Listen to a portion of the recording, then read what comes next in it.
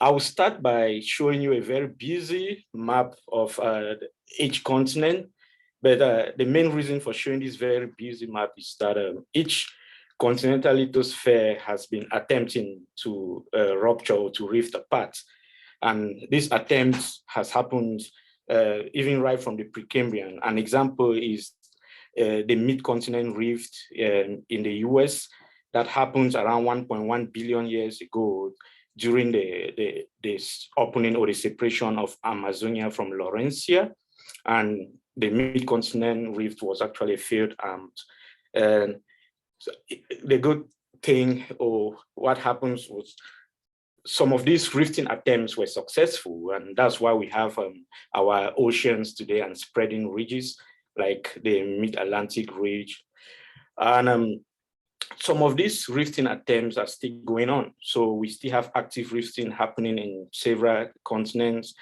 And example here are some of the highly studied ones, including the Rio Grande Rift in the US, the East African Rift in Africa, and then we have the Baikal Rift also in Asia. We will notice that these rifts are narrow and elongated. That means the strain or deformation is localized to a narrow region. And we generally call these narrow rifts. And in some cases, we have rifting whereby the strain is distributed over a wider region. And example is the Basin and Range in the US and also the Aegean Rift. We call this kind of rift where strain is distributed or diffuse wide rifts. And we really do not understand the mechanism that will lead to strain localization. And however, there are three main far-field tectonic forces generally suggested that will cause rifting. The most dominant is slab pull, whereby the weight of a subducting plate stretches and thins the lithosphere. And the second dominant far-field tectonic force is the buoyancy forces due to gravitational potential energies, where we have high elevation or high topography. And in the oceanic setting, we call this ridge push, and it happens in mid-oceanic ridges, where the high topography in the mid-oceanic ridges drives lithospheric extension. The third type of far-field tectonic force is basal drag or mantle traction, whereby the convecting mantle exerts shear stresses at the base of the lithosphere that tends to stretch and thins the lithosphere. Amongst these three far-field tectonic forces, we will put some values to get the most dominant. We see slab pull is the most dominant, and is generally greater than 15 teranewtons per meter. And the second dominant is the buoyancy forces, and it's generally less than 5 teranewtons per meter. And the least dominant here is mantle traction, which is generally less than 3 teranewtons per meter. Despite the fact that slab pull is the most dominant, we can see Africa is surrounded by spreading ridges. There are no subducting plates that will contribute slab pull forces. And studies have shown or have suggested that in the absence of slab pull, which is the most dominant, the remaining far-field tectonic forces, that is buoyancy forces and mantle tractions, are unable to rupture a strong lithosphere without, except there are other weakening mechanisms in the lithosphere. And example of a numerical study by Berg in 2006 actually suggests that the presence of melt can serve as a weakening mechanism. Berg did a numerical study to investigate the lithospheric strain in two different scenarios. In the blue here is the lithospheric strain in a case where there is no melt within the lithosphere. And if we assume a lithospheric thickness of 60 kilometers and we project vertically as in the dashed vertical lines, we can see that the lithospheric strain for the case without melt in the lithosphere is above 20 teranewtons per meter. That's very strong. But in the case of melt within the lithospheric strain modeled by Berg in 2006 is generally less than 3 teranewtons per meter, which is far less than the available buoyancy forces, which means in the presence of melt, the available buoyancy forces are enough to rupture or to drive lithospheric extension. This is generally called magma-assisted rifting. And in the magma-assisted rifting models, is generally characterized by repeated intrusion of melt within the lithosphere, either from an upwelling asthenosphere or from plume head materials that thermally weakens the lithosphere, making it easier to rupture. And these magma-assisted rifting models are also characterized by surface expression of magmatism, and it's validated in the eastern branch of the East African Rift System. You see, we have numerous volcanic centers, the red triangles, and even the presence of flood basalt that spread in very wide regions, which support magma-assisted rifting models in the eastern branch. However, the western branch of the East African Rift System is magma poor. We can see it has very sparse volcanic centers, including the Rungwe volcanic province, which is the southernmost volcanic center in the western branch. So to better understand the role that melt plays in weakening the lithosphere, there is need to investigate deep melt generation beneath, for example, the Rungwe volcanic province. So in a previous study, we focus on investigating deep melt generation beneath the Rungwe volcanic province by developing a model of lithospheric modulated convection. And however, we're very happy that we could generate melt at the base of the Rungwe volcanic province. However, for very elevated mantle potential temperature reaching up to 1800 Kelvin, which suggests there is possibly a heat source at depth, maybe from plume materials. And therefore, there's need for further study to better constrain the heat source or the upper mantle structure. And shear wave velocity perturbation is a good, can serve as a good constraint for this upper mantle structure.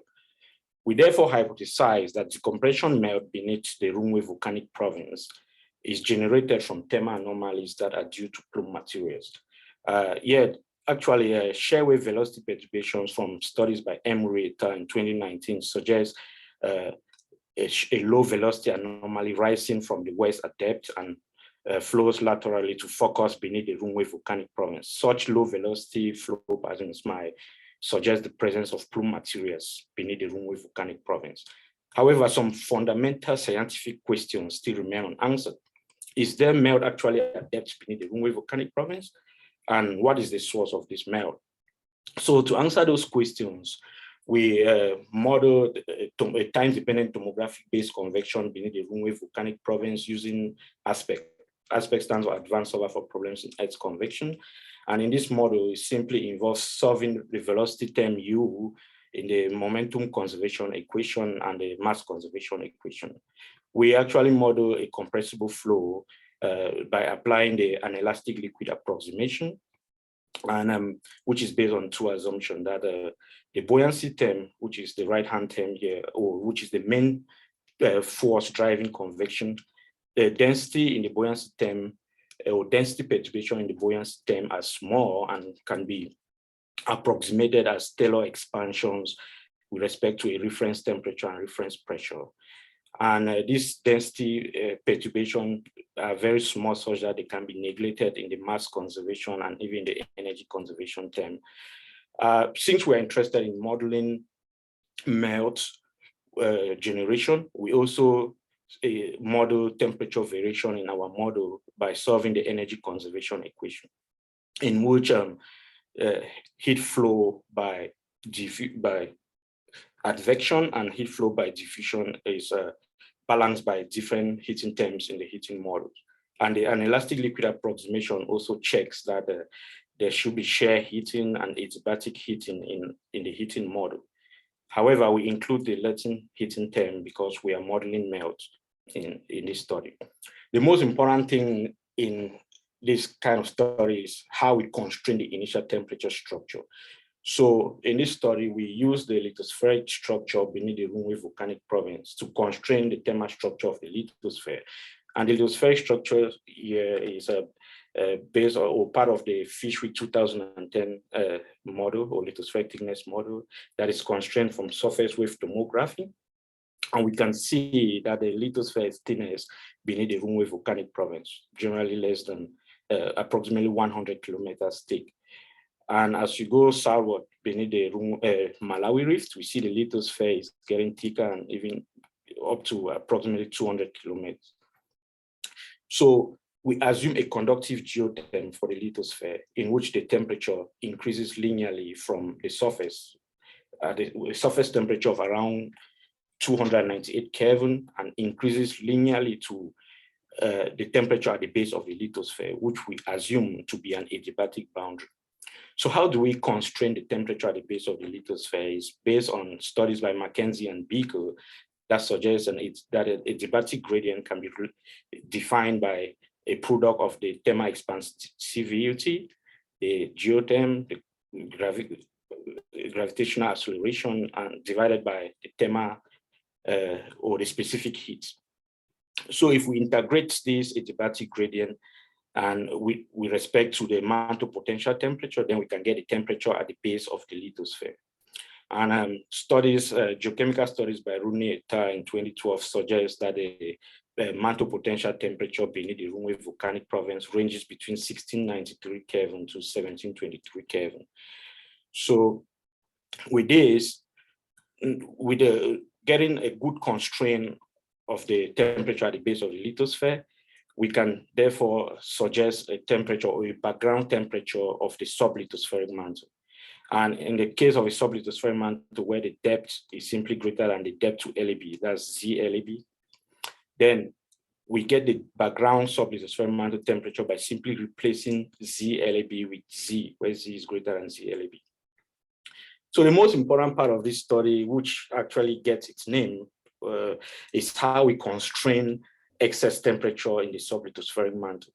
That is the excess temperature that we add to the background adiabatic temperature. Emmanuel, you're at 11 minutes now. Okay, so we use the shear wave velocity perturbation from the Emery model as a constraint, and figure A here is a depth slide around 150 kilometers depth of the shear wave velocity perturbation. We see low shear wave velocity perturbation beneath the Rungwe volcanic province. So we convert this to an equivalent temperature perturbation in 3 steps. The first step is we convert to an equivalent density perturbation by multiplying with a density conversion factor of 0.15, a velocity density conversion factor of 0.15, and we divide the resultant density perturbation by negative the reciprocal of the thermal expansivity to get the temperature anomaly, which is shown in figure C here. So this is actually a depth profile along AA prime. So we can see that we have low or excess temperatures reaching up to 250 Kelvin beneath the Rungwe volcanic province. Those are plume-like excess temperatures based on petrological studies. So we add this excess temperature onto the background temperature in the sublithospheric mantle to get the initial temperature in our model, which is shown here in 3D. This 3D image also shows the model geometry, and we see it extends all the way to depth of 660 Kelvin. That's the upper mantle. And also, mantle convection is highly dependent on the rheology, and in this case, we impose a very high viscosity of 10 to 23 pascal second in the lithosphere, and a composite rheology in the sublithospheric mantle, in which case is simply the harmonic average of the viscosity for dislocation and diffusion creep flow laws. We also implement porosity weakening as indicated in order to get the viscosity in the sublithospheric mantle. So the next part in our model is how we generate melt. So we use the melting parameterization of peridotite after Katz et al. In 2003, which is based on the fact that if the geotherm does not cross the solidus, then no melt will be generated. However, in the case where the geotherm crosses the solidus, then we will have melt generated, and the melt fraction is proportionate to the temperature in excess of the solidus. And in a case where the geotherm crosses the liquidus, which is a very extreme case, then we'll have a melt ocean, 100% melt, which is, I think that doesn't really happen in nature. So the solidus temperature and liquidus temperature simply have a quadratic relationship with pressure. And this is simply a diagrammatic representation of the melting parameterization, where the red profiles here shows the solidus and the liquidus, and we see melt will simply happen if and only if the geotherm crosses the solidus. So we tested different geotherms, and for the dashed line is when we have a geotherm constraint with a mantle potential temperature of 1300. We see it doesn't cross the solidus, so no melt is generated. But if we add the excess temperature, we see it crosses the solidus and melt is generated. For an extreme case where the geotherm is constrained with a very high potential temperature, we see it crosses the solidus. Interesting results from our model. We can see this is a figure showing the tomographic-based convection model, And figure B here is at a convection model at depth of 250 kilometers. And we see upwelling happening beneath the Tanzanian craton, which will answer the question from the previous speaker. And also we can see this upwelling tends to flow and focus beneath the Rungwe volcanic province. And at shallower depth, at 150 kilometers there, we see the upwelling shows a radial horizontal flow pattern as indicated with the black arrows.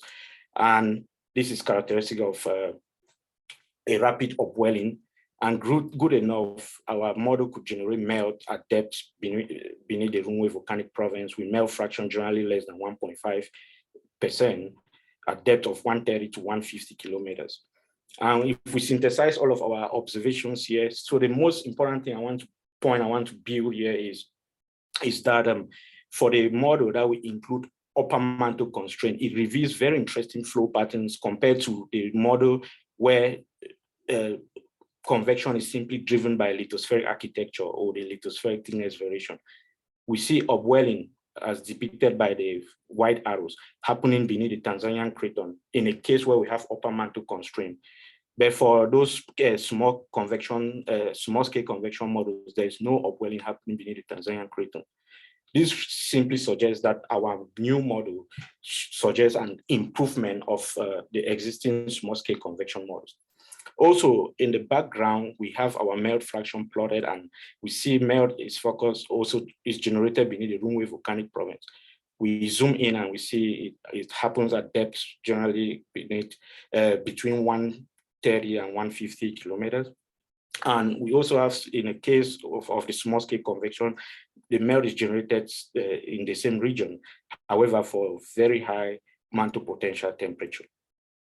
So our upper mantle constraint model also reveals a corner flow along the Bangwelu block, which is not evident in the case of small-scale convection.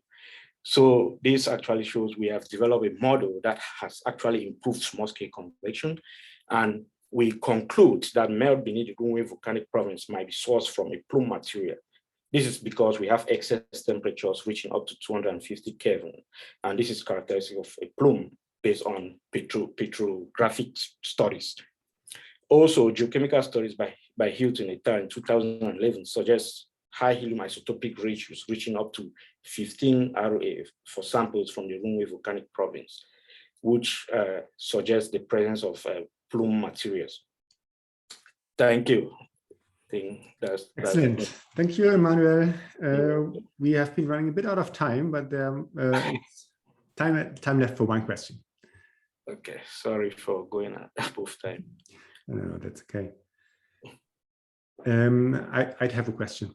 You set up your models and you compare to present-day observations, but there's also observations of the past of melts where that occurs. Can your models also have a temporal component? How do things evolve in your models?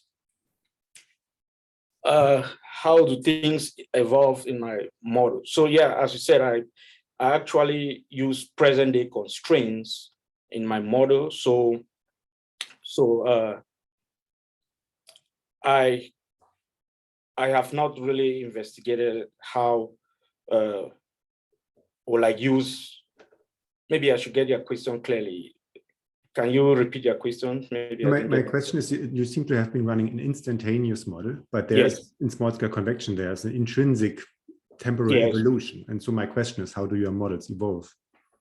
Oh yeah, so mostly, like I said, I'm doing instantaneous modeling, but I run them in time mainly to achieve steady state, so I can better interpret my model. So the main goal of doing my modeling in time is simply to reach a level whereby I can fully interpret my results, not actually to investigate how my constraints are changing with time. So my focus is not to like investigate how things are evolving in time, but to investigate how the present day constraints, what will happen, or what kind of melt can be generated, what kind of flow patterns do we have for the mantle with the present day constraint. Okay. So I'm not actually modeling how things change with time. I understand. Maybe that could be a next step to analyze how things are happening and how the dynamics is visible. Actually, I'm developing a model on melt migration now through the lithosphere.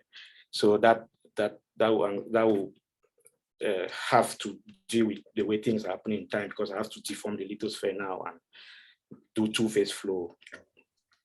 I understand. Makoye, one last question from you, and then we have to wrap it up. Okay. Makoye, you asked the question yourself? Thank you, Sacha.